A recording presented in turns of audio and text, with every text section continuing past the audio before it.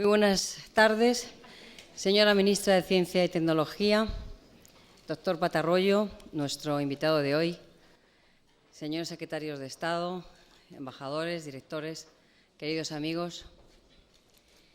En esta nueva edición de Casa de América de Iberoamérica Discursos Claves, estamos cumpliendo un doble compromiso que anunciamos al inicio de este ciclo. Por un lado, el tratar de ampliar el espectro de los temas que desde Casa de América se abordan y que tradicionalmente tenían más que ver con la cultura, con la política, con la diplomacia, y que queremos que también aborden a partir de ahora otras cuestiones que no se pueden desligar del entramado de relaciones entre los distintos países que formamos la comunidad iberoamericana, como los temas económicos y como el tema que nos reúne hoy aquí, esta tarde, los temas científicos y los temas técnicos. Y digo que el compromiso es doble porque también desde aquí prometimos que íbamos a tratar de complementar o de ofrecer, mejor dicho, una imagen diferente de lo que es la América de hoy. Una imagen moderna, una imagen de crecimiento, en definitiva, una América que tiene algo que aportar al resto de la comunidad internacional, tanto en el aspecto de derechos humanos, como en el aspecto de medio ambiente, como en el aspecto de ciencia, como en el aspecto de tecnología. Y qué mejor ejemplo el que tenemos aquí hoy, esta noche, contando con el doctor Patarroyo. El doctor Patarroyo, Premio Príncipe de Asturias, persona muy querida en España, como lo demuestra el hecho de que hoy tengamos esta sala llena. Yo tengo que decir que el acontecimiento deportivo de esta tarde en algún momento me hizo dudar, pero veo que al final la ciencia, ministra, esto es importante, no sé si podríamos decírselo a tu colega de gabinete, la ciencia hoy ha podido con el deporte y estamos aquí para acompañar y para escuchar al doctor Patarroyo.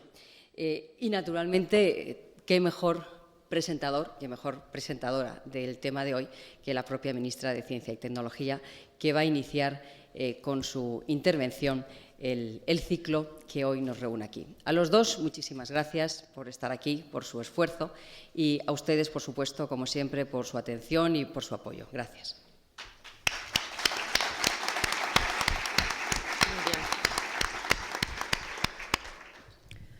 Buenas tardes a todos. Gracias, directora general.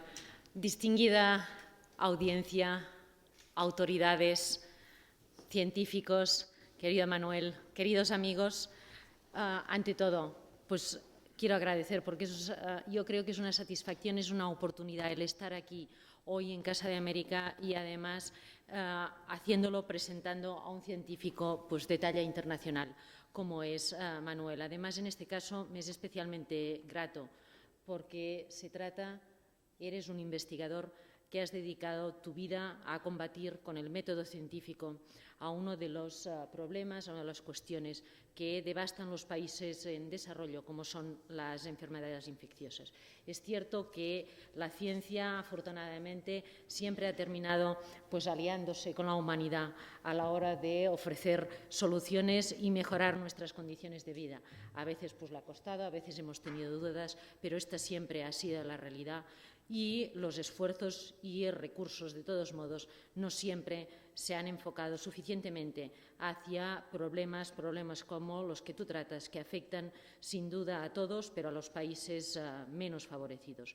No hemos de olvidar que cerca de un tercio de las muertes que ocurren en el mundo se deben a las enfermedades infecciosas, está dicho rápido. Casi todo, además, focalizadas en un conjunto de países limitados, que son muchos, pero limitados. Es cierto, además, que con la globalización, con la situación que vivimos a nivel internacional, el impacto de estas enfermedades afectan directa o indirectamente al conjunto de las sociedades, porque lo afectan a veces pues, de modo directo a las personas, a su salud, a sus condiciones de vida, pero también otras veces las afectan indirectamente, aunque solo sea, pero es también importante, por la vía de los efectos económicos. Todo ello, sin duda, ha hecho y está haciendo que la investigación en torno a esta área siempre haya sido contemplada en los esquemas de financiación y en las preocupaciones de financiación pública y que gran número de empresas dediquen ya hoy gran parte de sus inversiones al desarrollo de nuevas vacunas. Seguramente aún sería, y estoy segura que aún es necesario, que esto continúe y se intensifique más. De hecho, ya en nuestro programa, en el propio programa, el Plan Nacional de Investigación, Desarrollo e Innovación, el que está vigente en estos momentos, que cubre el periodo 2000-2003, como también es en el programa marco, en el quinto, que en este caso estamos pues casi terminando, que va del periodo 98 al 2002 de investigación y desarrollo de la propia Unión Europea, podemos ver priorizado el desarrollo de vacunas nuevas o perfeccionadas, monovalentes, polivalentes y combinadas, así como las nuevas estrategias de vacunación. Y otras actividades contempladas relacionadas son la fase de descubrimiento y desarrollo preclínico de vacunas preventivas y terapéuticas, incluida la evaluación clínica de vacunas. Es de esperar, pues, que los resultados de estos esfuerzos, de estas investigaciones, nos permitan pronto la identificación de aquellos mecanismos de protección inmunológica, los indicadores de protección y patogenicidad, así como el desarrollo de modelos también animales validados, vacunas marcadoras para enfermedades infecciosas animales y redes multicéntricas para ensayos clínicos y preclínicos de vacunas. En cualquier caso, creo que esto es una línea de avance necesaria e imprescindible, pero ya extendiendo más en lo que es el ámbito general de la ciencia. Sabemos desde España, desde el Gobierno y creo que la mayoría también pues, de las instituciones, sean sin duda las científicas, pero el conjunto de entramado institucional del país, la necesidad de la innovación, de avanzar en lo que es una innovación basada en una sólida investigación científica y en un potente desarrollo tecnológico, porque sabemos que esta es la base del avance de las empresas, pero sin duda el avance de los pueblos. Y en este sentido, pues desde el Ministerio de Ciencia y Tecnología hemos iniciado diversas actuaciones encaminadas a reforzar, por un lado, la propia investigación básica, aumentar el número y la movilidad de los investigadores, conseguir también que la inversión privada en investigación e innovación sobrepase con creces la inversión pública. Sabemos, y en esto estamos comprometidos, que fortalecer la investigación es fortalecer a nuestros investigadores.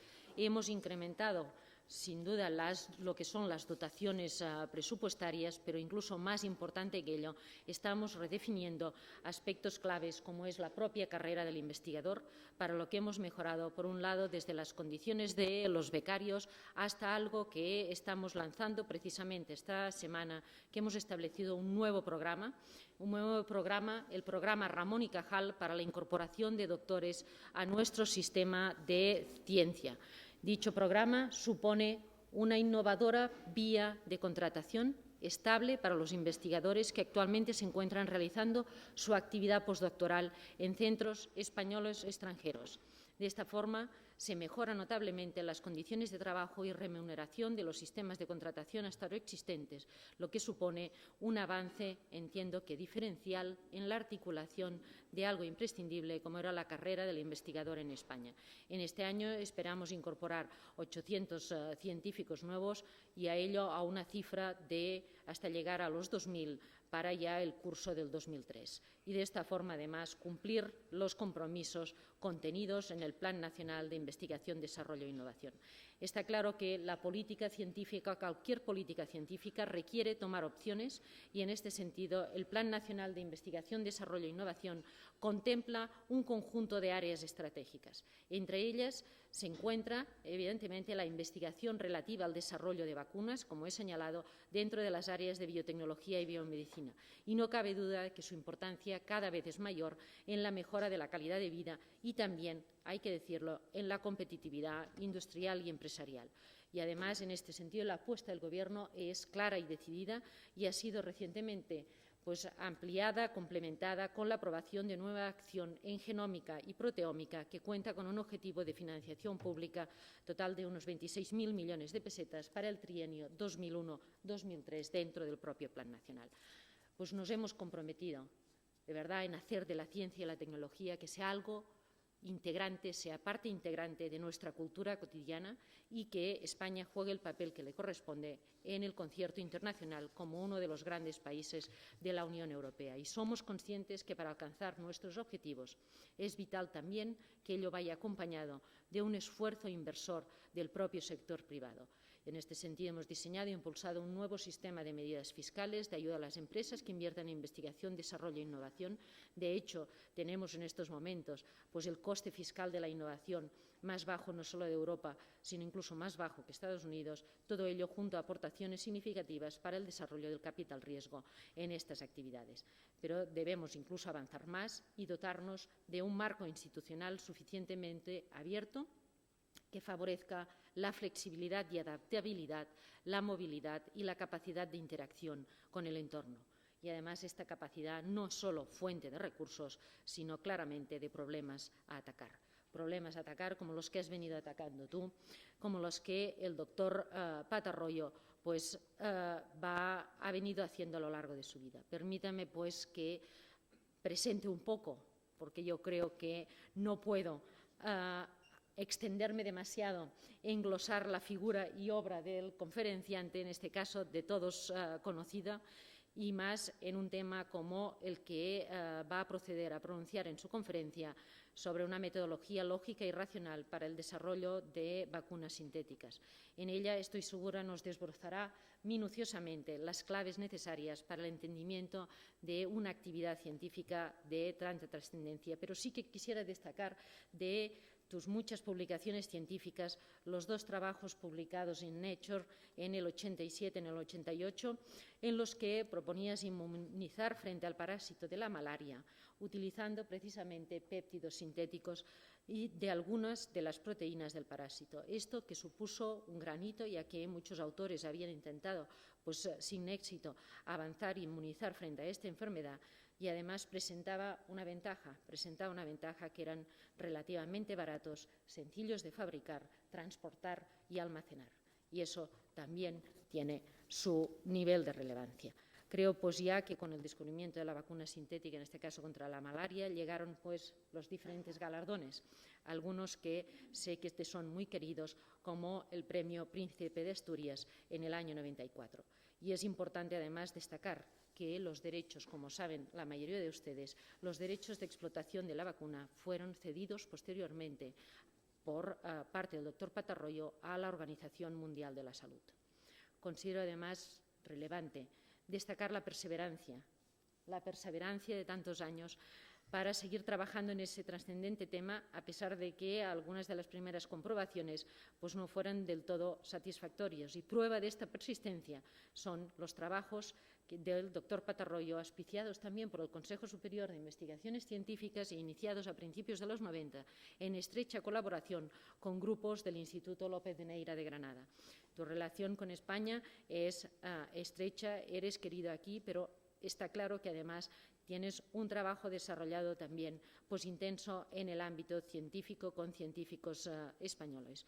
Y no quisiera dejar de mencionar el ejemplo que el doctor Patarroyo supone para todos los jóvenes que quieran o que se inician en la apasionante tarea de la investigación científica. La capacidad de lucha y de tesón, incluso luchando contra condiciones difíciles y limitaciones de recursos, constituyen para todos un acicate y un espejo en el que mirarnos. En este sentido, solo me resta pues, felicitar de nuevo a la Casa de América por lo acertado de vuestra elección, de la elección del conferenciante, que vamos a tener el placer de escuchar, y en lo que respecta al doctor Patarroyo, le animo desde aquí a continuar su labor con la dedicación que hasta la fecha ha hecho gala. Deseo y confío que sus esfuerzos cristalicen pronto y su nueva vacuna resulte en breve un éxito total.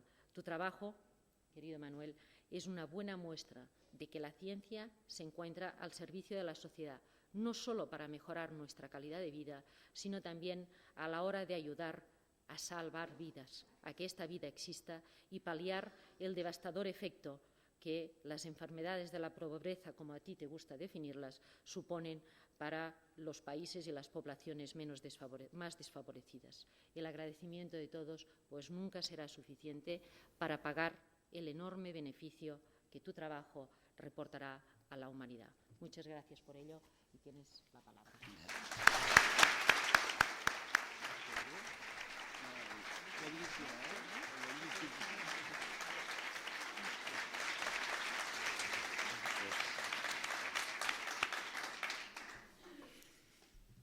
Excelentísima señora doña Ana Virulés Bertrán, ministra de Ciencia y Tecnología de mi país también, España.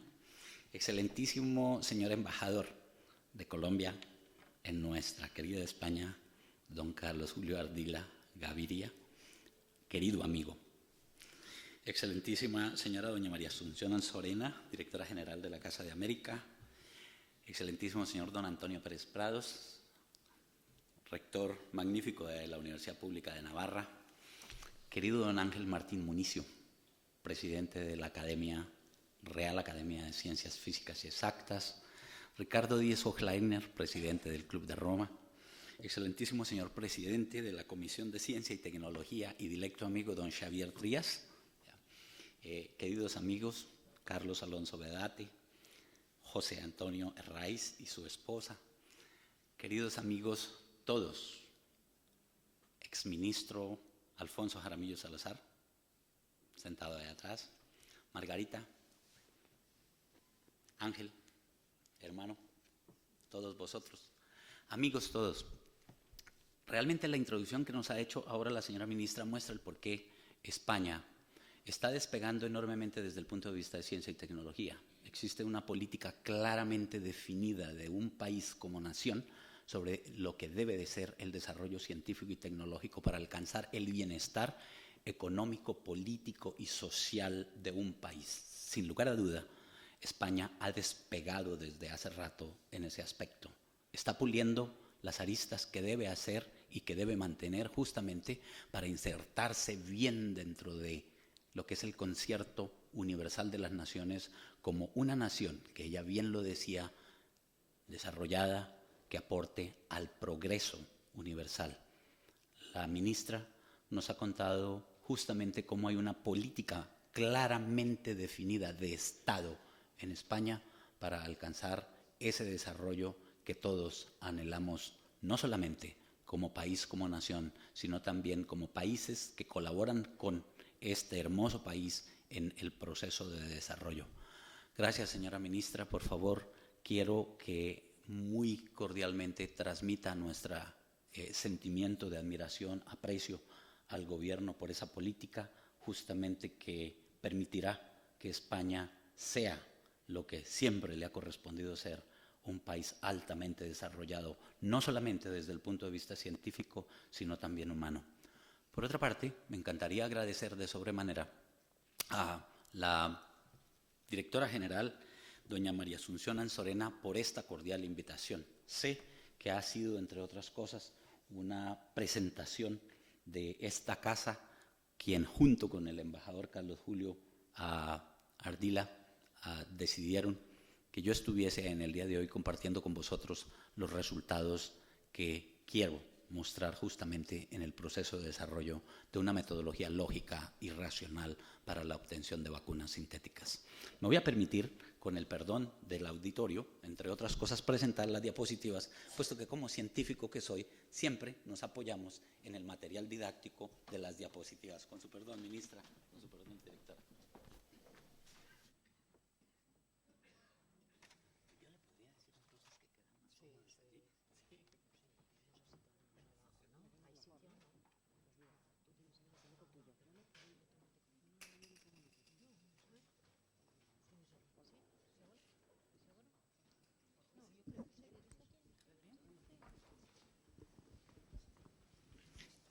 Aló.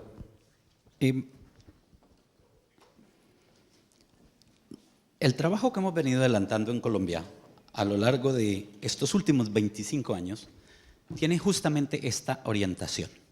Hemos venido buscando desde hace ya 25 años una manera lógica, racional para la obtención de cualquier vacuna.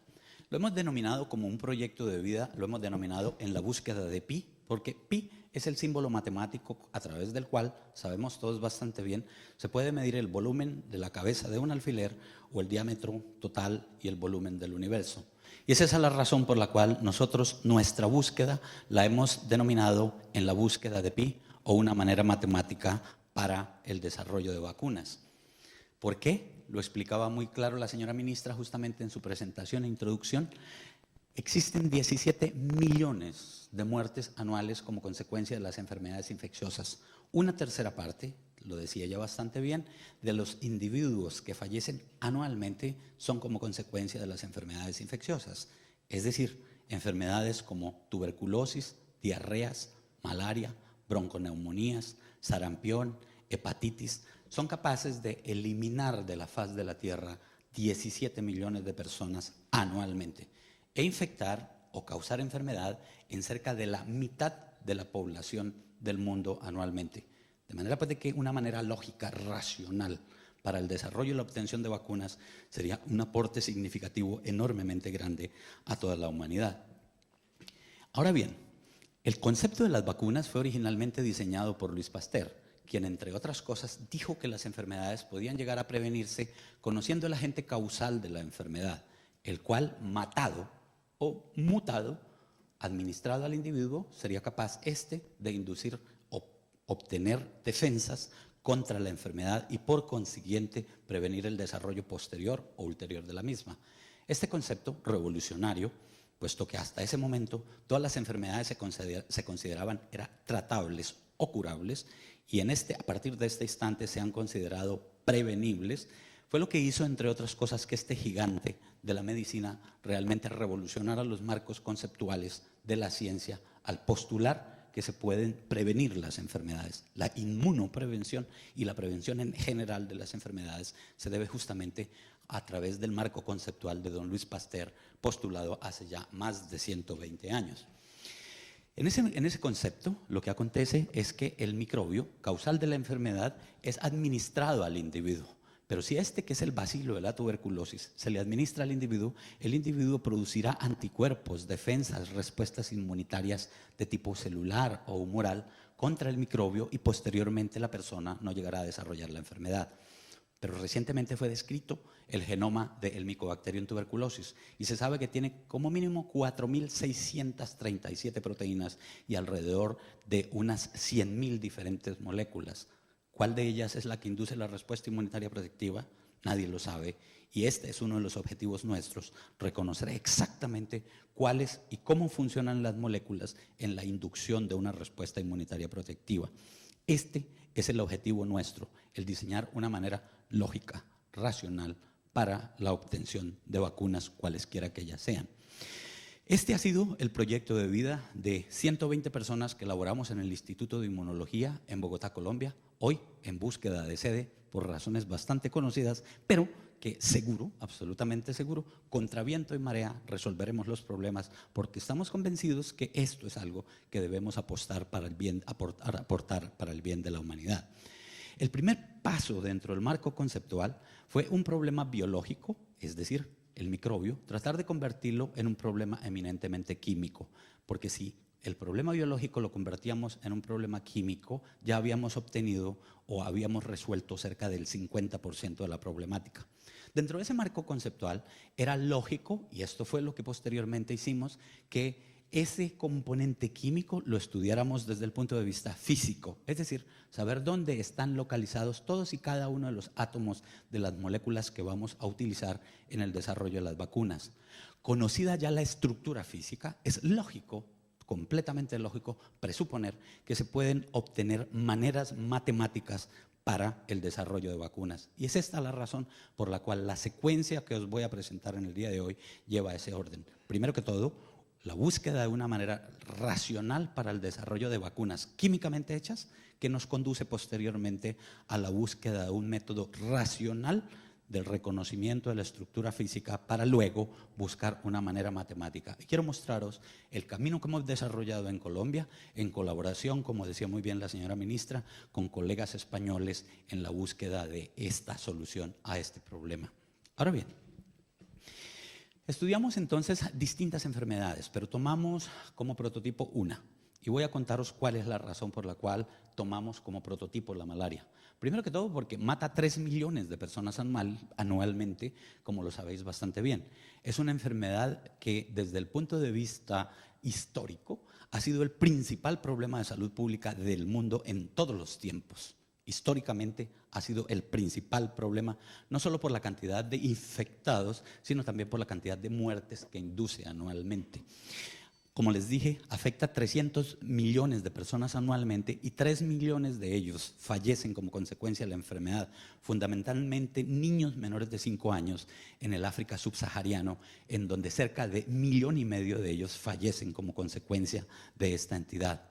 La segunda razón por la cual seleccionamos malaria es porque es una enfermedad aguda, su desarrollo es rapidísimo, es fuerte y obviamente esto es una facilidad para nosotros para poderla estudiar.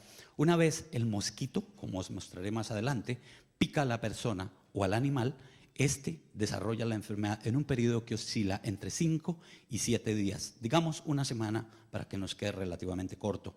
Estudiar otras enfermedades como por ejemplo la tuberculosis implicaría que al infectarse la persona o infectar intranasalmente el hospedero o el animal con el cual se está trabajando, tendríamos que hacer el seguimiento de la enfermedad por 25 semanas como mínimo, o sea que estaríamos andando a una velocidad de un 4% con respecto de la velocidad de la malaria. Entonces es una enfermedad aguda que permite obtener respuestas relativamente rápido, como os he venido contando. Si trabajamos con hepatitis, el desarrollo de la enfermedad toma alrededor de 40 semanas. Si fuéramos a trabajar con SIDA, el desarrollo de la enfermedad toma años, de manera pues de que tenemos un modelo de enfermedad a través del cual podemos trabajar en una forma muy activa. Además de eso, es de un método diagnóstico extremadamente fácil. Vosotros lo conocéis bien, pero nosotros hace aproximadamente unos 18 años o 20 desarrollamos un método por fluorescencia, que os lo voy a mostrar más adelante, que permite el reconocimiento del parásito rapidito. En segundos se puede hacer el reconocimiento. Con otras enfermedades no, habría que trabajar con métodos de biología molecular para hacer el diagnóstico o con otras metodologías que pueden ser dispendiosas, costosas o demoradas. De manera pues de que con malaria el diagnóstico es extremadamente fácil. Presenta otra ventaja para trabajar malaria y es el hecho que la enfermedad es tratable, es curable. La quinina o los derivados de la quina también son sustancias a través de las cuales se puede hacer el control de la enfermedad. De manera pues de que se puede trabajar con la enfermedad. Muy distinto acontece con tuberculosis. En tuberculosis se requieren múltiples drogas hoy en día, una conjunción de drogas para hacer el tratamiento de la enfermedad. Y en SIDA estamos en una discusión enorme en el día de hoy acerca del costo del tratamiento de esta enfermedad, de manera pues de que si quisiéramos estudiar la enfermedad ideal, prototipo para poder hacer el análisis, sería la malaria. Pero agreguemos a esto otra ventaja enormemente grande, que ahí sí la tenemos nosotros, en Colombia la tenemos abundantemente, y es que el modelo experimental para el desarrollo de la enfermedad es indígena en esta área, en el sur del Amazonas. En la parte central del Amazonas, en el sur de Colombia, existe este modelo de mono que en 1954 había sido hallado en el Hospital Gorgas de Panamá como un mono que es susceptible al desarrollo de la malaria humana en una forma muy similar a la del humano. De manera pues de que este monito le permite a uno hacer toda la experimentación y nosotros, intuitivamente, organizamos una colonia o estación de campo en la mitad del Amazonas, en el sur de Colombia, en el poblado de Leticia, en donde mantenemos 800 monos de estos cada 4 meses. De manera pues de que es como si tuviéramos la posibilidad de hacer una experimentación enormemente grande. Pero también hay otra cosa, es que la enfermedad significa un problema económico enormemente grande, una carga económicamente grande para el mundo en vías de desarrollo. Cerca de 10.000 millones de dólares anualmente se pierden en los países en vías de desarrollo como consecuencia, uno, del tratamiento de la enfermedad, el control de la misma y la pérdida laboral que implica la carencia o la ausencia de la gente en el proceso del trabajo. De manera pues de que esas son las razones por las cuales escogimos malaria. Pero quiero contaros que lo que os voy a contar en el día de hoy no es solamente malaria, es la manera lógica y racional para el desarrollo de otras vacunas y es la razón por la cual estamos trabajando en tuberculosis, hepatitis, leishmaniosis, etcétera, etcétera, otras enfermedades sobre las cuales hablaré más adelante. De manera pues de que es esa la razón. ¿Cómo es el ciclo del parásito? El parásito que causa la malaria es transmitido por la picadura de esta mosquita, Anófeles. Solamente las hembras del Anófeles transmiten la enfermedad y es por una cosa muy sencilla: para poder ser fértiles necesitan de sangre de animales de sangre caliente. Los machos solamente pueden nutrirse o se nutren bastante bien con el néctar de las flores, chupando la savia de los árboles, etcétera, etcétera. Pero las hembras, para poder ser fértiles, necesitan de la sangre y las hormonas que hay a nivel de la sangre de animales de sangre caliente. El parásito está acá en la glándula salivar y tiene esta forma de larvita, va hasta el hígado, infecta cada una de estas larvitas una célula hepática, se reproduce en un periodo de 5 a 6 días 30,000 veces. Cada larvita se reproduce 30,000 veces, se multiplica 30,000 veces cada 5 días, sale con una forma de pera o manzana y estas peritas o manzanas van a infectar los glóbulos rojos de la sangre y se reproducen cada 2 días 50 por 50 por 50 por 50 veces, llegando prácticamente a matar al individuo en un periodo de 12 a 15 días. De manera pues de que esta es la razón por la cual la enfermedad es de una patogenicidad, de una virulencia enormemente grande. Algunas de estas peritas que infectan los glóbulos rojos se convierten en bananitos, que se llaman gametos. Y estos gametos, macho y hembra, son tomados por una mosquita no infectada, pierden la membrana de los glóbulos rojos y se convierten como pulpitos. Y estos pulpitos, macho y hembra, copulan, se reproducen en el intestino medio y posteriormente los descendientes migran hacia las glándulas salivares de la mosquita, convirtiendo a esta mosquita no infectiva en una mosquita infectante. Pero curiosamente, estas mosquitas duran medio año infectando a la gente, de manera pues de que la transmisión de la enfermedad dura como mínimo medio año, pasando la mosquita infectada a otro individuo, a otro individuo, a otro individuo por cerca de la mitad de un año. Este es el ciclo del parásito. No quiero entrar en mayor detalle, justamente como para poder extendernos en un poco.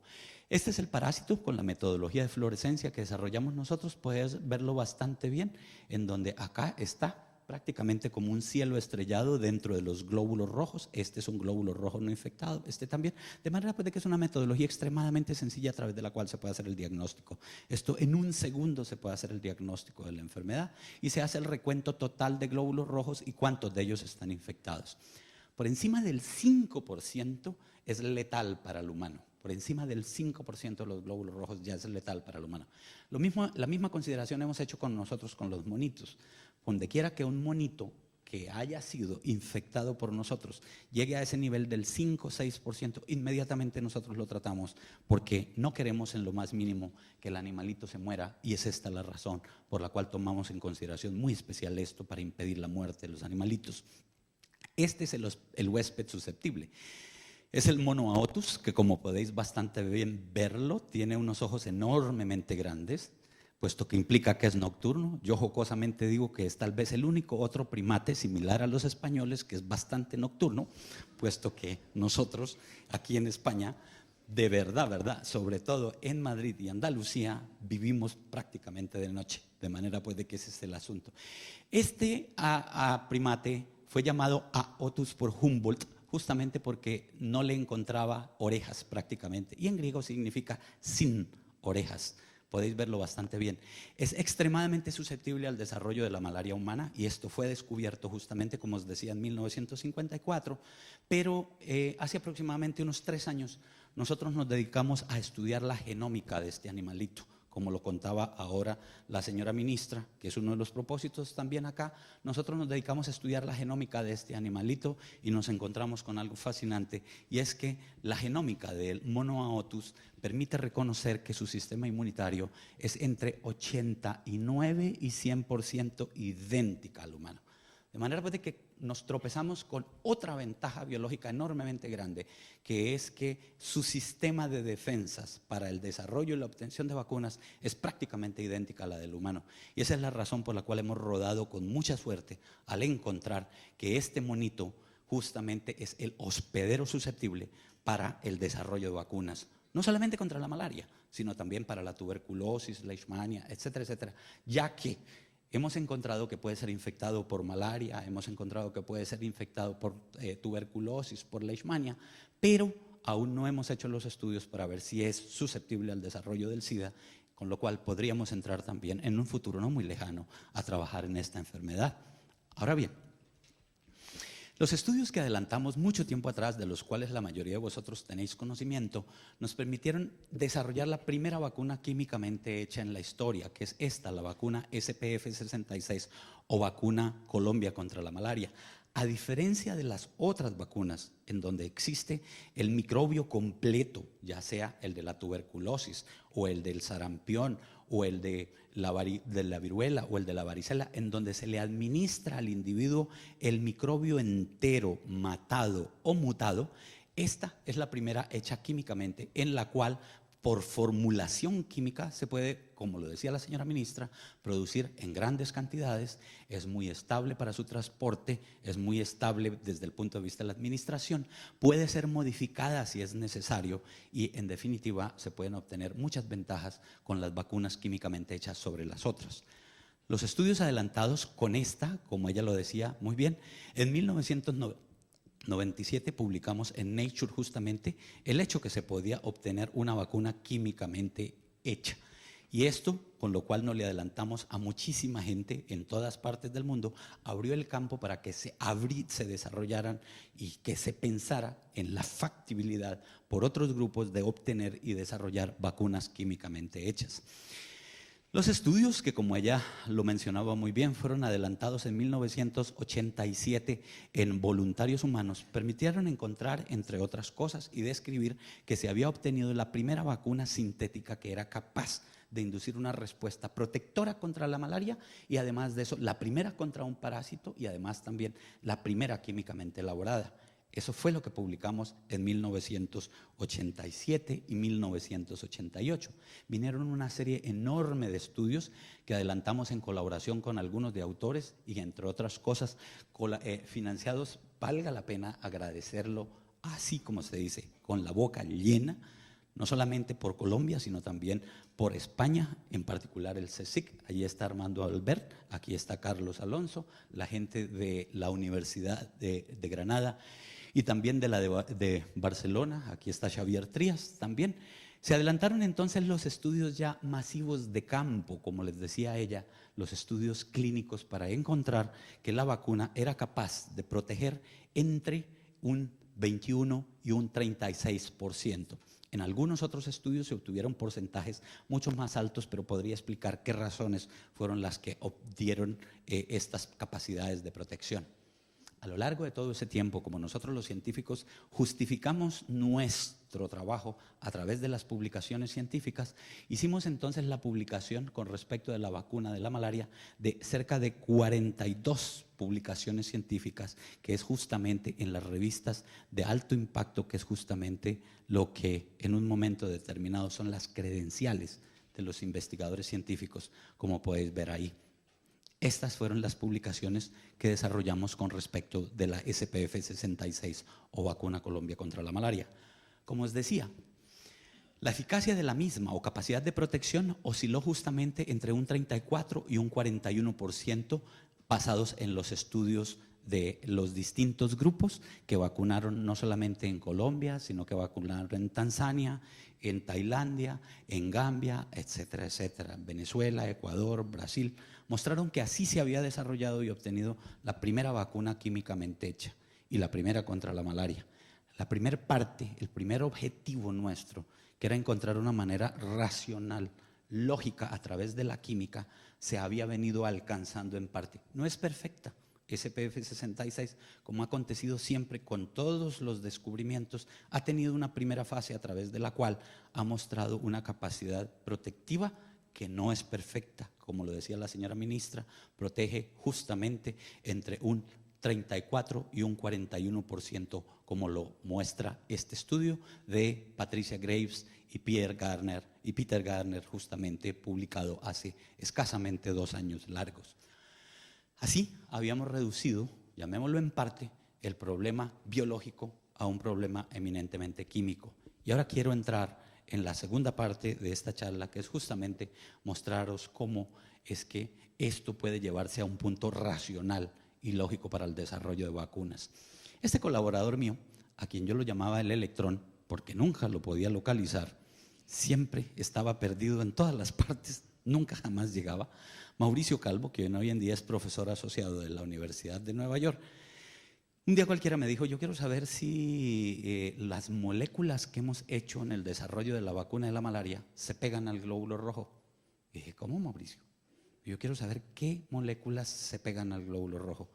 Cuando el chico me presentó la idea, inmediatamente dije yo: bingo, encontró él la manera de desarrollar vacunas. Y es esa la razón por la cual a todo señor, todo honor. El crédito original va a Mauricio. Pues le entregué las moléculas a Mauricio y encontró, entre otras cosas, que había una gran cantidad de las moléculas que nosotros habíamos ensayado que no funcionaban, que no se pegaban al glóbulo rojo. Pero dentro de las que se pegaban estaban las 3 que habíamos incluido originalmente en la vacuna de la malaria. Fue claro entonces para mí que lo que habíamos hecho era incluir fragmentos del parásito a través de los cuales el parásito se pega a los glóbulos rojos. Y al usarlos como vacuna se inducen las defensas, y estas defensas impiden entonces que el parásito se pegue al glóbulo rojo.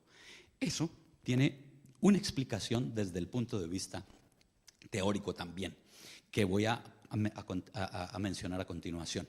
El segundo aspecto que encontré ya, Mauricio salió para los Estados Unidos y quedé yo al frente del problema, es que esos pedazos que había incluido químicamente hechos dentro de la vacuna contra la malaria no tenían variación genética. Debéis recordar bastante bien que hay múltiples cepas, variantes de los microbios en todas partes del mundo, y ese es el principal problema en la solución a un problema de esta categoría, como es el de las vacunas, como es el de las enfermedades infecciosas.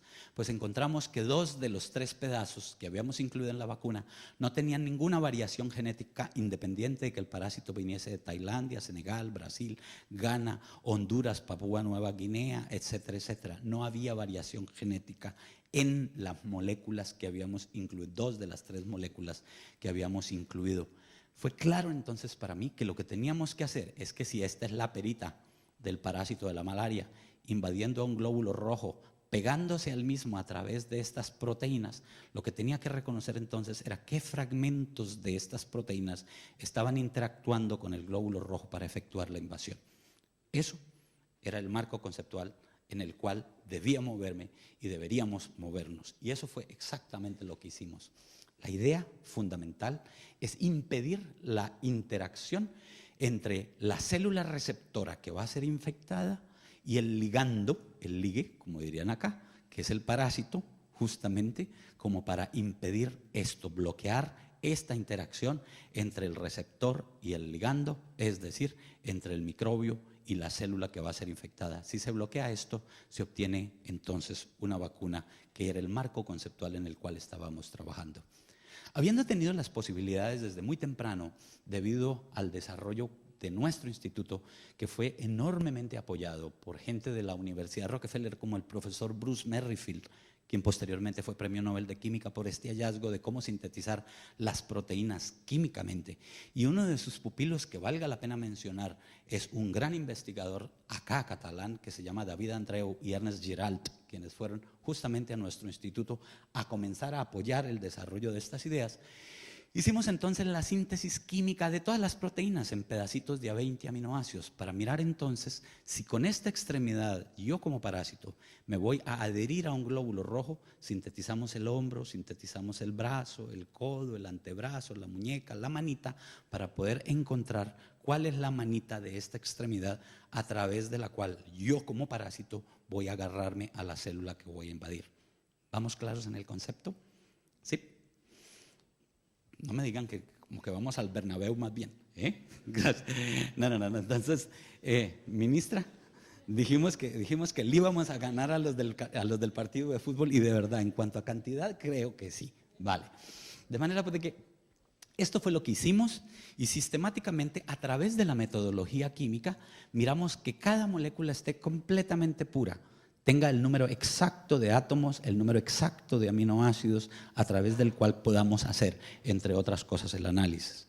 Mauricio Urquiza, en nuestro instituto, desarrolló una metodología a través de la cual se puede reconocer cuáles son los fragmentos a través de los cuales se puede hacer la adhesión de el parásito al glóbulo rojo, descartando aquellos fragmentos que no se pegan, como el hombro, el brazo, el codo, el antebrazo, la muñeca, y buscando aquellos que se pegan alta y específicamente. Pues bueno, quiero deciros que esa es la metodología en esencia para dar el primer paso en la obtención y desarrollo de vacunas. Todo aquello que esté sobre la línea roja implica alta capacidad de pegarse a las células que van a ser infectadas. Entonces ya podéis pensar bastante fácil que para la tuberculosis será lo mismo: sintetizar las extremidades del bacilo de la tuberculosis, buscar las manitas del bacilo de la tuberculosis con la cual se va a pegar a las células del pulmón. Lo mismo pasará con el virus de la hepatitis: hacer la síntesis de la extremidad del virus de la hepatitis y mirar con cuáles manitas se va a adherir a las células del hígado, y esto será ya el principio o la base fundamental a través de la cual se puede desarrollar una vacuna. Pero a diferencia de lo que pasa con las otras vacunas, estas son fórmulas químicas, lo podéis ver bastante fácil. Todas estas letricas que parecen como un caldo de letras, en esencia, no son más que aminoácidos a través de los cuales se pega esta manita acá. Y es muy fácil: aquí viene isoleucina, asparagina, alanina, metionina, serina, isoleucina. Es muy fácil. Esto ya se ha reducido entonces a un problema de fórmula química, no de microbio, sino un problema de fórmulas químicas. Esta manito que está en verde es conservada, es decir, no varía en su estructura química en ninguna parte del mundo. No importa que el parásito venga de Tailandia, de Tanzania, de El Salvador, del Brasil, de Colombia, de cualquier lugar del mundo, será la manita conservada, la manita invariante a través de la cual el parásito se puede pegar a las células que va a infectar. Todo aquello que esté en el área amarilla, las barras en amarillo, serán manitas que tienen un tremendo polimorfismo, una tremenda variación genética, y por consiguiente no tiene sentido incluirlas dentro de una vacuna, por la sencilla circunstancia de que si metemos esta mano, pues la siguiente mano va a tener una variación genética enormemente grande y no va a servir contra la cepa de Tailandia, mientras que sí servirá contra la de Tanzania, no servirá contra la de El Salvador, etcétera, etcétera. Y esa es la razón por la cual toca hacer el reconocimiento de las manitas conservadas, aquellas invariantes. Todo esto ya está publicado, como os lo decía. Y como podéis ver, hemos venido haciendo eso para todas las distintas extremidades que tiene el parásito causal de la malaria. Nuevamente, es para deciros, entre otras cosas, que esto ya son fórmulas químicas única y exclusivamente. Valga la pena mencionar que cuando presenté esta idea, mucho tiempo atrás, hubo gente que creyó en ella. Razón de mi gratitud, de mi afecto para todos ellos. Está Armando Albert, está el ministro Jaramillo Salazar acá, está Ricardo Díez Hochleiner, Xavier, todos ellos que tuvieron una profunda fe en el trabajo que estamos desarrollando, con altibajos, sí, por la sencilla circunstancia de que toda idea que tiene y significa un cambio, tiene obviamente que someterse y exponerse a justamente el cuestionamiento del sistema. Y nosotros estamos acostumbrados a eso, no nos preocupa, sabemos que es parte fundamental de la ciencia. De manera que ya tenemos todas las proteínas del parásito causal de la malaria analizadas, en las cuales hemos identificado las manitas.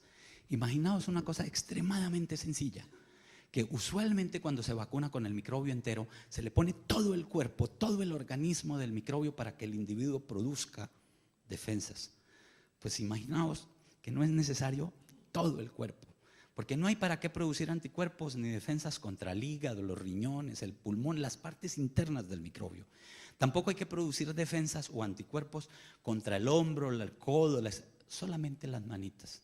Y esto representa menos del 0.01%. De manera pues de que en general, cada vez que nos vacunan con una vacuna total, completa, nos están metiendo 9.999 partes irrelevantes, cuando lo que tenemos es que inducir defensas y anticuerpos contra una sola, que es la manita a través de la cual nos vamos a adherir a las células que vamos a infectar. Es eso lo que está aconteciendo, y ese es el marco conceptual nuevo dentro del cual nos hemos movido justamente a todo este tiempo. Dentro de esa génesis de esas ideas, el primer punto fundamental que hay que tener claro en el desarrollo de las vacunas, cualesquiera que ellas sean, como quiera que ellas sean, es que los microbios, para invadir las células, usan manitas conservadas y manitas con tremenda variación genética para adherirse a las células que van a infectar. Es el primer marco conceptual que debemos tener claro. Como acá estamos desarrollando marcos conceptuales nuevos, que es como nosotros creemos que se desarrolla la ciencia, y es así lo que tenemos que hacer en Hispanoamérica, desarrollar nuevos marcos conceptuales para no andar a la saga, siguiendo, haciendo modificaciones tecnológicas, sino marcos conceptuales nuevos. Es esta la razón por la cual quiero traeros marcos conceptuales en el desarrollo de vacunas, de manera pues de que ese es el asunto. Un día cualquiera, uno de los colaboradores míos, quien dirige la estación de los monos en el Amazonas, llamado Raúl Rodríguez, me dijo: óyeme, que tengo una cantidad de monos que no les da malaria. Le dije: olvídate, eso no es cierto. Me dijo: seguro que no les da malaria. Los he infectado N número de veces con el parásito. Valga la pena decir que solo 5.000 parásitos administrados intravenosamente son capaces de inducir malaria en los monitos. Pues les ponía 500 millones de parásitos intravenosos y no les daba malaria a los animalitos. Le dije: es demasiado bueno para que sea cierto. Raúl, ¿cómo estás?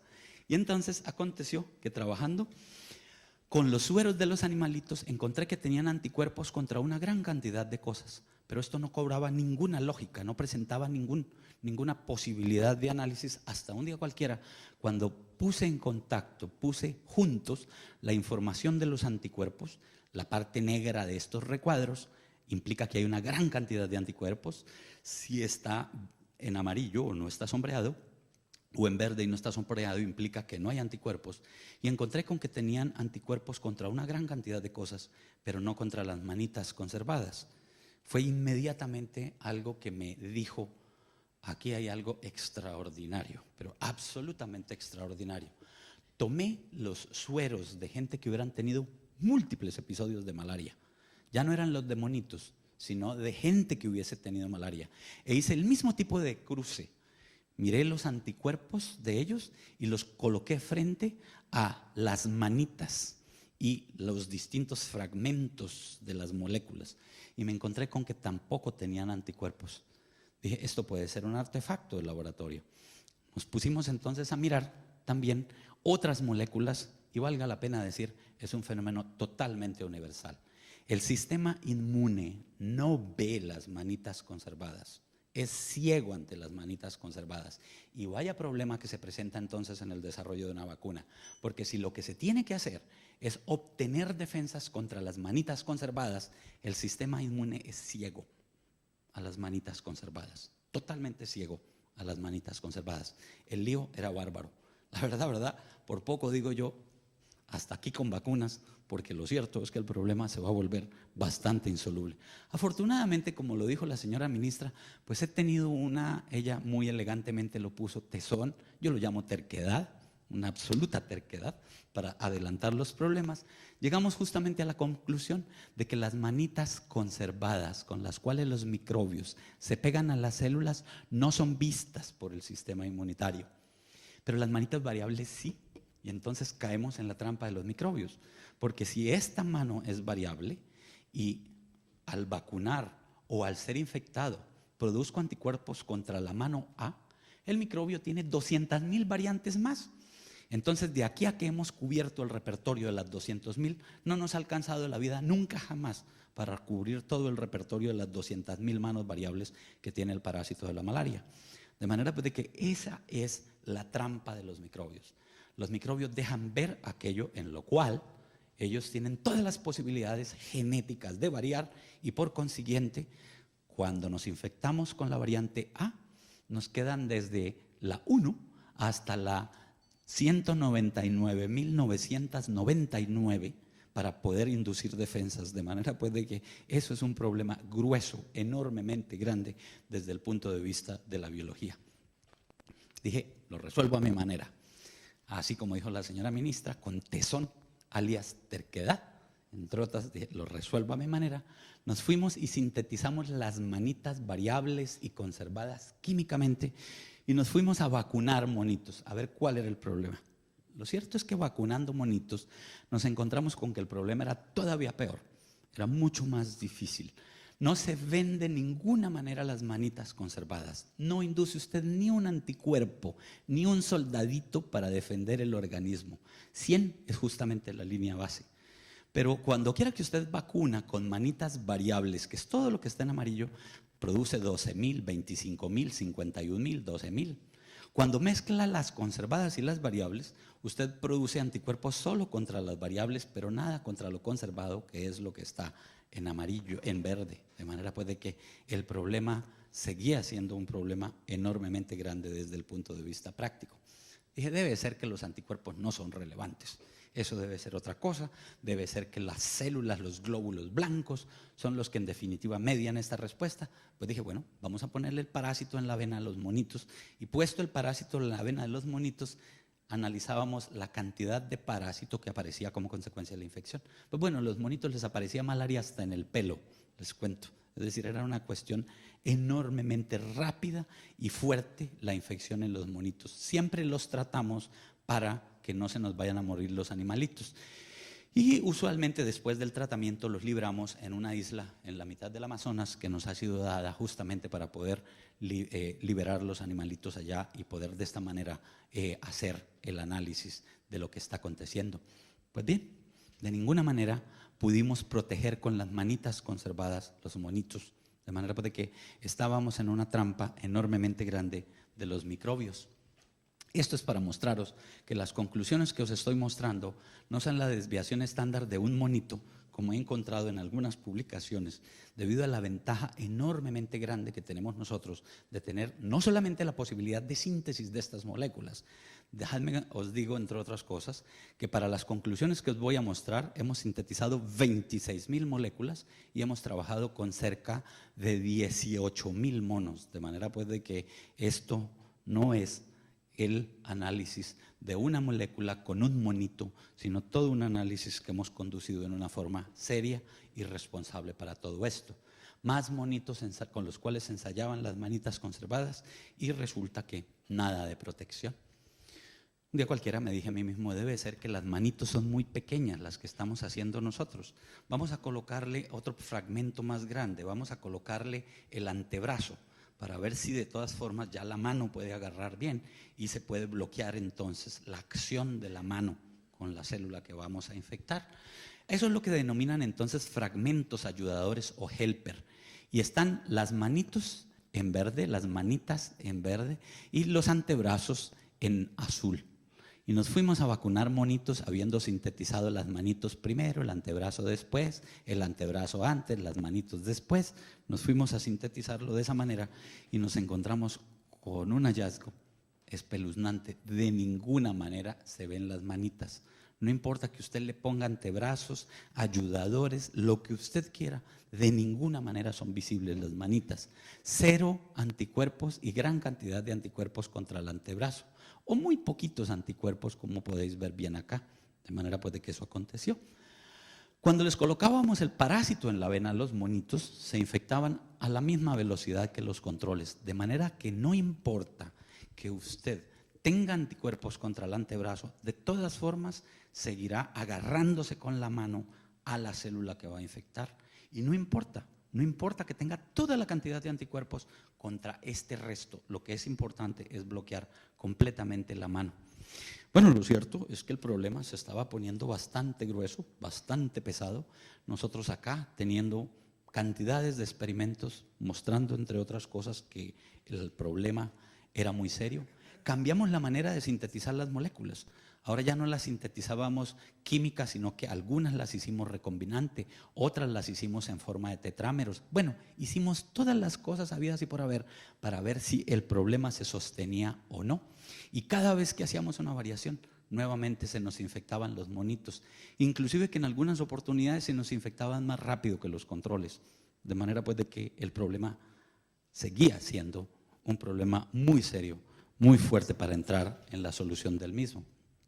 Quedaba claro entonces que los primates, es decir, los humanos y los monos, no veíamos las manitas conservadas. No importaba cómo las hiciéramos, qué le pusiéramos, ni nada.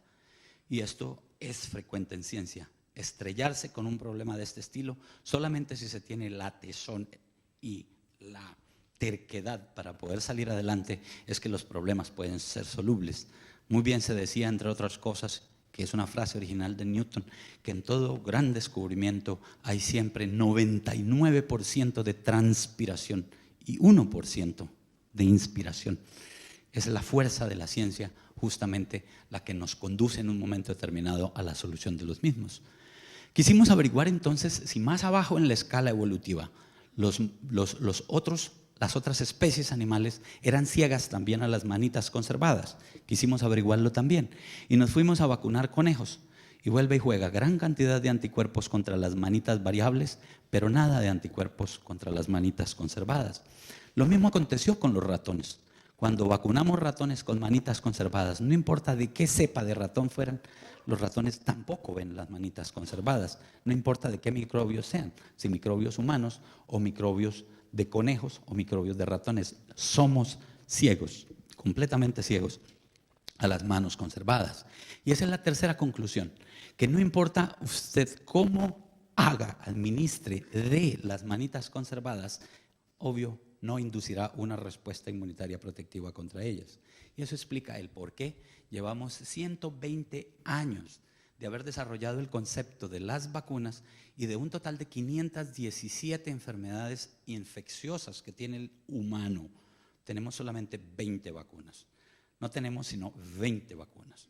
Eso nos explica el por qué, inclusive trabajo estupendo por grupos excelentes que ha habido desde mucho tiempo atrás, 120 años, se han estrellado contra un problema que muestra, entre otras cosas, que la inmunidad que inducimos es siempre contra las variantes genéticas, siempre contra las variantes genéticas.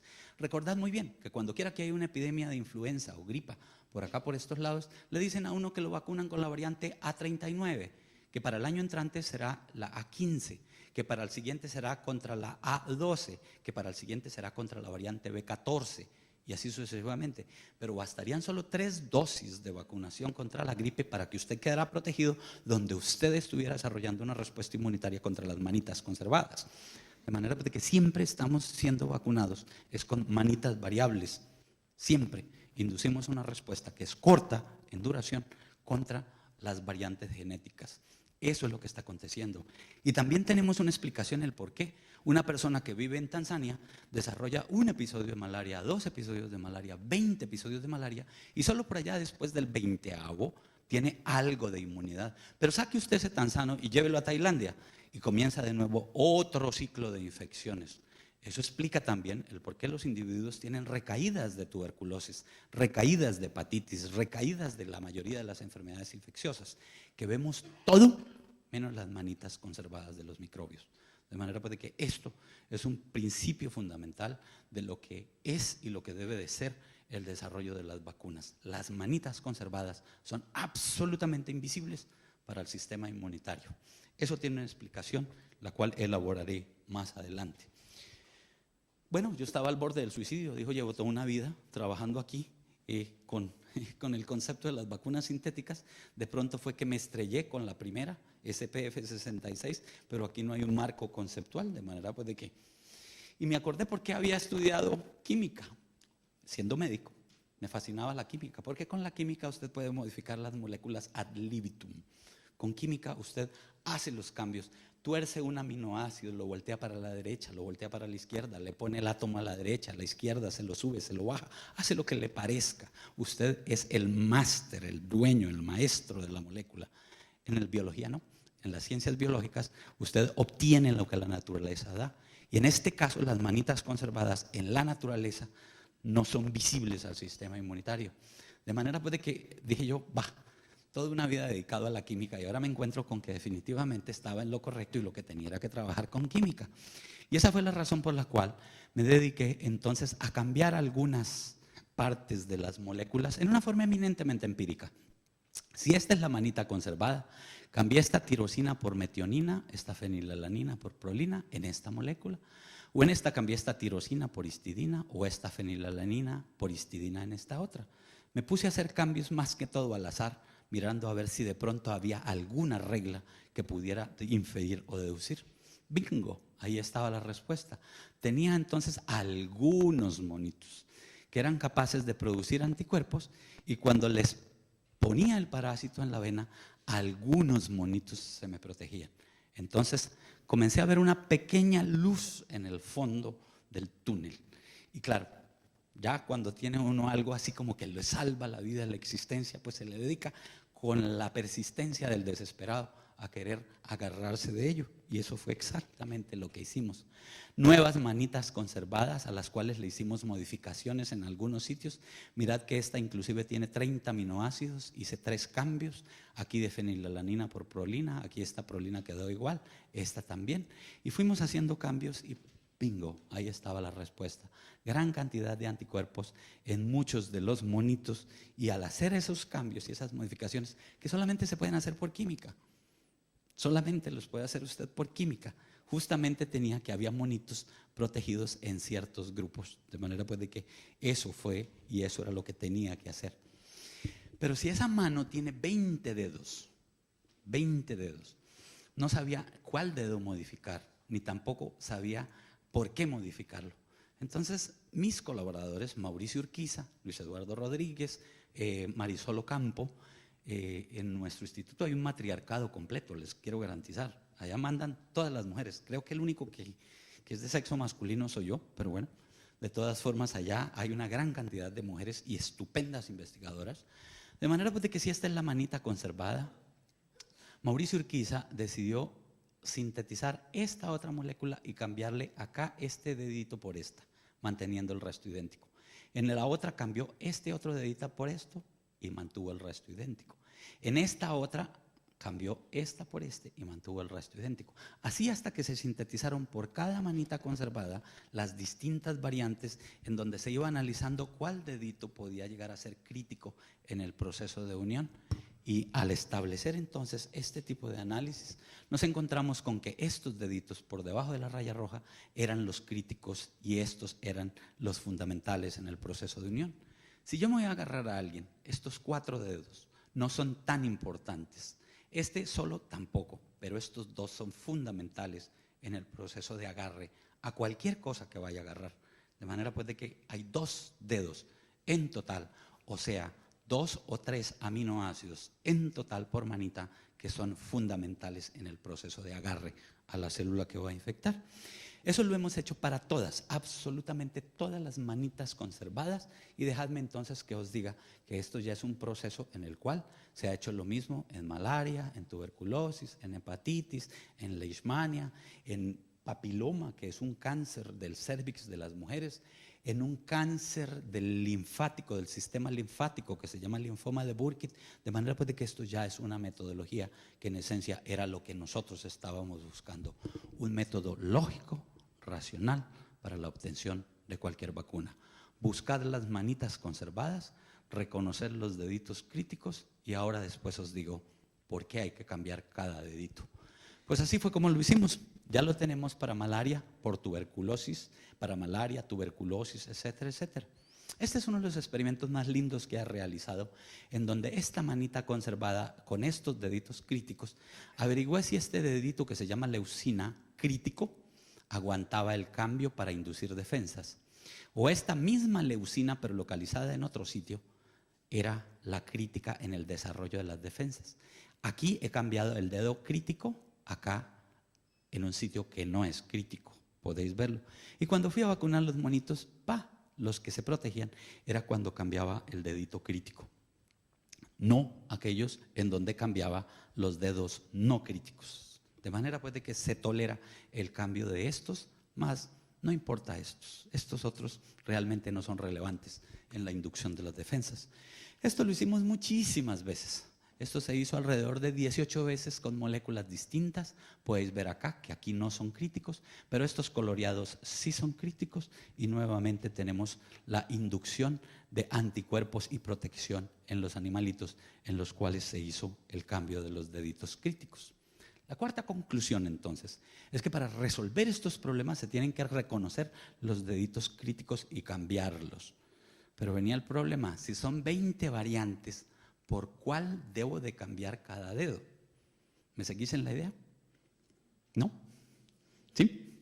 Es que como los veo tan entretenidos todos, pensé que simple y llanamente se habían dormido, pero no. Bueno, entonces de pronto soy yo. ¿vale? Bueno, tenemos entonces que así fue como nos dedicamos a esta tarea enorme trabajando nuevamente en los monitos. Recordad que el sistema inmunitario de los monitos es idéntico al del humano, de manera pues de que los datos que tenemos aquí los podemos prácticamente extrapolar al humano. Nos fuimos entonces y fuimos haciendo, mirad la cantidad de moléculas con los cambios que fuimos haciendo y ensayando a nivel de los monitos. En este experimento se utilizaron 5 monitos, aquí se protegió uno, pero no había anticuerpos, no teníamos explicación, hasta llegar a estos puntos en los cuales ya sabemos qué aminoácido debe reemplazar al otro y por qué. Ya tenemos una lógica, un raciocinio completo, ya sabemos exactamente cuál debe reemplazar a cuál y por qué. Entonces, esta mano, por ejemplo, conservada, ya sabemos que podemos casi siempre inducir una respuesta inmunitaria protectiva en el 30 a 40% de los animales vacunados. Pero con esta otra mano conservada ya inducimos el 60% de respuesta inmunitaria protectiva. Entonces es fácil suponer que lo que hay que hacer es hacer la mezcla de las distintas manitas modificadas. Eso es lo que toca hacer justamente en el desarrollo de una vacuna. Nuevamente, más manitas. Pues dejadme deciros, entre otras cosas, que el parásito de la malaria tiene 50 manitas. Y a esas 50 les reconocimos justamente los deditos críticos y se los cambiamos a las 50 manitas. Ese es el trabajo serio, concienzudo, absolutamente analítico que hemos llevado a cabo en el Instituto de Inmunología en Colombia en la búsqueda de una manera lógica y racional para el desarrollo de las vacunas. ¿Estáis cansados? ¿No? Pues yo sí. Entonces, no son todas y estos son rapidísimo, entre otras cosas, porque son ya fotos. Ahora bien, eso es algo que hemos hecho, como os decía, para todas las manitas del parásito causal de la malaria, y ya eso está hecho para la tuberculosis, está hecho para la hepatitis, está hecho para todas las otras moléculas de las cuales, las otras enfermedades para las cuales os hablaba. Bien, ahora bien, la quinta conclusión es que los deditos tienen que ser cambiados por aquellos con los cuales el microbio no pueda mutar. Era lógico, porque si él puede reemplazar este dedo por este, ya no me sirve. Tiene que reemplazarlo por otro que él no pueda hacer en el cual no pueda hacer una mutación. Y eso es exactamente lo que tenía que acontecer. Nosotros sabemos muy bien por qué circunstancia tiene que ser eso así, de esa manera. De forma tal que la alanina solo puede ser cambiada por serina y viceversa, que la valina por trionina y viceversa, la isoleucina por asparagina. De manera pues de que esa es la manera, reconocer las manitas conservadas, identificarle los deditos y cambiar estos aminoácidos en esa forma. Pero eso tiene reglas físicas ya tiene reglas físicas. Nosotros sabemos que aquí el cambio es de carga, manteniendo siempre el mismo volumen y la misma superficie. Y eso sí ya son reglas físicas, esas no son reglas químicas, son físicas. De manera pues de que eso era lo que nosotros queríamos. Si nosotros tomamos como ejemplo esta manito en la cual se hicieron todos estos cambios, se produjeron todos estos anticuerpos, se protegieron todos estos animalitos, quisimos pasar el problema físico ya a un problema químico, a un problema eminentemente físico. Si me seguís en la génesis de la idea, la parte original debería ser convertir el problema biológico en un problema químico, para luego el problema químico convertirlo en uno físico, para en última instancia convertirlo en un problema matemático. Dejadme que os diga que ya el problema químico está resuelto, que el problema físico es el que voy a entrar ahora justamente a mencionaros. De manera de que acá tenemos los cambios que indujimos en estos deditos críticos y la cantidad de animalitos que vienen siendo protegidos en distintos experimentos repetidos, como los podéis ver acá en esta circunstancia. Pues bien, esos anticuerpos reconocen las moléculas originales de donde se dedujo la estructura química, son capaces de proteger los animalitos, como os lo contaba tiempo atrás, ya son cantidades de animalitos los que van protegiéndose paulatinamente. Y nos fuimos entonces a través de estos estudios que adelantamos en los aparatos de resonancia nuclear magnética de 2 y 3 dimensiones que tenemos en nuestro instituto, a los cuales han asistido tanto don Antonio Pérez Prados, don Carlos Alonso, don Armando Albert, como una gran cantidad de amigos que están acá y que han visto justamente. Tenemos unas facilidades Teníamos unas facilidades estupendas para hacer esos estudios y valga la pena decir, entre otras cosas, que en medio de todo el lío que se ha armado, hay que decirlo así, con toda la entereza de carácter, el embargo del BBVA salvó estos equipos, porque es lo único que pudimos recuperar, porque después llegaron las otras instituciones y se llevaron el resto de equipos. Lo único que logramos salvar fueron los embargados por el BBVA, que esos nos los van a devolver ahora después, cuando hayan levantado el resto de embargos, de manera pues de que eso es lo que ha venido sucediendo. A través de esos estudios de resonancia nuclear magnética, nosotros sabemos exactamente dónde está cada núcleo de cada átomo, de cada molécula. De manera pues de que el problema ya no es químico, el problema ya es físico. Nosotros sabemos bien dónde está cada falange, falangita, falangeta de la mano de cada dedo. Podemos saber dónde están cada uno de los huesitos de la mano. De manera pues de que podemos ya tener el problema desde el punto de vista estructural. Y eso es lo que hemos venido trabajando en los últimos años enormemente. Esta es la mano conservada, que no es visible por el sistema inmunitario. Notad, entre otras cosas, cómo se enrolla, se llama hélice alfa. Pero esta es la manito modificada, miradla cómo se extiende. A esto se le llama hojita plegada. Esas son las terminologías que utilizan todos estos químicos y físicos en donde le dan nombres a estas cosas. Ya sabemos exactamente dónde está cada átomo de cada uno de ellos a través de los estudios de resonancia nuclear magnética. Y sabemos qué es lo que acontece cuando la molécula es vista en la forma lateral, como os lo mostraba. Estáis mirando la mano así. Ahora vais a mirar la mano así de frente, como lo podéis ver allá, que es en este caso. En el anterior te quedó trabado, ¿ya? Pero rápidamente lo podemos empujar justamente acá, ¿vale?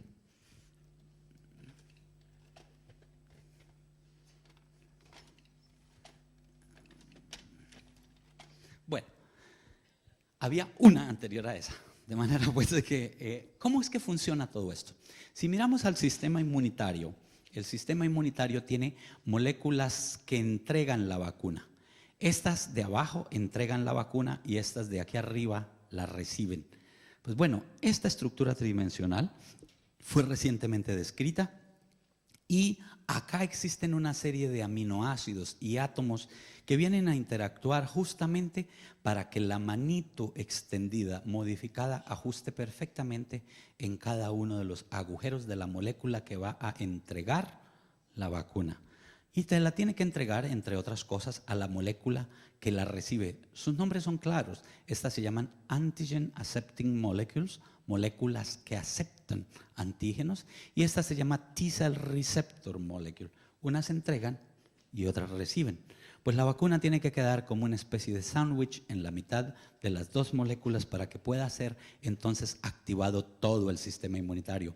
En esta camita de acá es donde tiene que localizarse la vacuna y ajustar perfectamente con cada uno de los átomos de aquí, los átomos de acá, los átomos de acá. Pues bueno, en condiciones naturales no ajusta en ninguno de los sitios y tiene que modificarse enormemente para que ajuste aquí el azul, ajuste el fucsia acá, el verde acá, el amarillo, el rojo, y de esta manera puedan ser entregados completamente a quien arriba va a recibirlo. Arriba entonces también tendrá que ajustar en una forma perfecta. Y esto es lo que hemos disecado.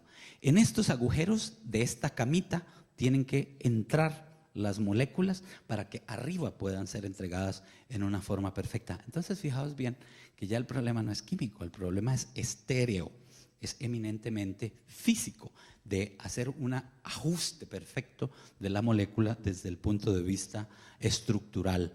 Y estos son los átomos que os mostraba ahora de las distintas componentes de los aminoácidos para que hagan la presentación de la molécula y que la otra pueda recibirla arriba. Todo esto lo hemos venido disecando en nuestro instituto. Gracias. Ahora bien, de manera pues de que entonces tenemos acá que estos átomos son los que van a interactuar directamente, justamente estableciendo los puentes de hidrógeno para que se dé la configuración tridimensional total de la molécula y así se pueda entregar al receptor de los linfocitos T. Pues bueno, esto lo hemos hecho con prácticamente todas las manitas originales y modificadas. Y si me permitís, en un minuto, brevemente, puedo mostraros otra molécula, puedo mostraros otra, la misma molécula, pero distinta de las dos primeras. Puedo mostraros otra molécula que está acá, a la cual se han reconocido la estructura, porque lo que necesitábamos era buscar el denominador común. ¿Cuál es el denominador común? El denominador común es que abajo tiene que ajustar perfectamente y arriba también, en donde estos aminoácidos rojos deben quedar sistemáticamente a la derecha. Los azules pálidos tienen que quedar hacia la izquierda. El amarillo tiene que quedar en el centro o hacia la izquierda, y así sucesivamente, para permitir entonces configurar ya las moléculas en esta forma. Y esta es la llave que hay que hacer, la que toca diseñar, la que toca modificar para inducir una respuesta inmunitaria protectiva. Entonces podéis ver ya que el problema no es químico, el problema es eminentemente estructural, eminentemente físico, y eso fue lo que ya resolvimos. Lo que aún no hemos resuelto es el problema matemático. En eso estamos muy activamente trabajando desde el punto de vista computacional, desde el punto de vista de ordenadores, de matemáticas, para encontrar una respuesta, pero ya vamos sobre un camino apropiado. De manera pues de que os lo decía, el rojo debe quedar a la derecha, el azul pálido a la izquierda, el amarillo a la izquierda, y así sucesivamente. Esta sería la llave tridimensional que abriría la respuesta inmunitaria para inducir una protección. Todos los cambios entonces deben ser hechos en las manitas conservadas para que ajusten perfectamente en quienes entregan la vacuna y en quienes la reciben. Esa es la séptima conclusión. Y que se necesitaban consideraciones estructurales, es decir, físicas, junto con funciones biológicas e inmunológicas para diseñar las vacunas sintéticas. Bien, matemáticamente eso también es factible. Dejadme que os lo diga, ya sabemos cómo es la llave tridimensionalmente. Y no importa cuál aminoácido, no importa cuál molécula, no importa cuál microbio sea. Da lo mismo que sea tuberculosis, da lo mismo que sea malaria, que sea hepatitis, que sea leishmania. En esencia son las manitas conservadas, buscando los deditos críticos, volteándolos de acuerdo a lo que acabamos de deciros. Y desde el punto de vista configuracional resulta que estos isopotenciales o superficies, los isopotenciales de las superficies, muestran que al cambiar la M o la metionina por ácido glutámico, lo que estábamos era manteniendo la estructura tridimensional, pero cambiando las cargas, conteniendo siempre el mismo volumen y la misma superficie. Esto ya es matemático, esto ya es algo que es predecible matemáticamente, y es en esta parte en donde estamos mirando qué partes son las que debemos hacer los cambios. Otro ejemplo, la histidina cambiándola por la leucina, el mismo volumen, la misma superficie, polaridad distinta. De manera pues de que fuimos haciendo todo esto desde todos los puntos de vista, y esta es la parte que ahora estamos tratando de predecir desde el punto de vista matemático. Bueno, os lo decía, esto no es solamente malaria. Quiero mostraros ya los trabajos que han sido adelantados en el instituto desde el punto de vista tuberculosis, y la historia ya se vuelve monótona. Reconocer las manitas conservadas, una vez reconocidas las manitas conservadas, reconocer los deditos críticos. Ya sabemos qué dedito debe cambiar la alanina, tiene que ser cambiada por serina, la prolina tiene que ser cambiada por aspartico, y así sucesivamente. Más información sobre tuberculosis. Con Carlos Alonso estamos trabajando en la parte de leishmaniosis, con otros colaboradores y colegas nuestros estamos trabajando en hepatitis, y así sucesivamente.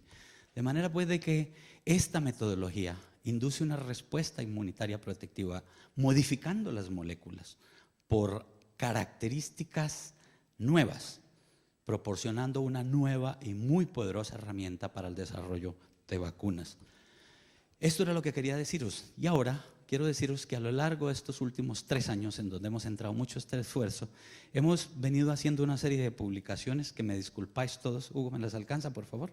Me disculpáis todos si no os las entrego a todos, pero hemos venido haciendo una serie de publicaciones científicas, las cuales, como les decía, es eso lo que legitima a los investigadores.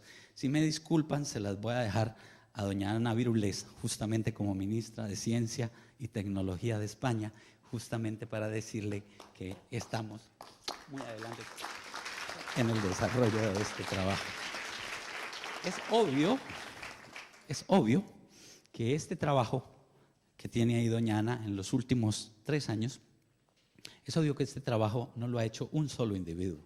Por favor, sería absurdo, absolutamente absurdo pensar que alguien hubiera podido realizar este trabajo solo. Para nada, en absoluto. Este trabajo ha sido desarrollado, como os lo decía, desde el punto de vista de la malaria, por un equipo humano que trabaja en el Instituto de Inmunología de Colombia, localizable en cualquier lugar, en cualquier sitio. Estaremos localizables, pero seguiremos adelante justamente en el propósito y en la idea, y que es para ellos justamente para quienes quiero el reconocimiento, no sin antes recalcar y expresar nuevamente mi gratitud, no solamente a ellos, sino también a España y muy en particular a sus majestades, quienes nos han honrado enormemente con su cariño, su afecto y con su apoyo. Es para ellos para quienes quiero el reconocimiento y la gratitud. Gracias a todos vosotros y aspiro que hubiese quedado claro. Aspiro. Gracias.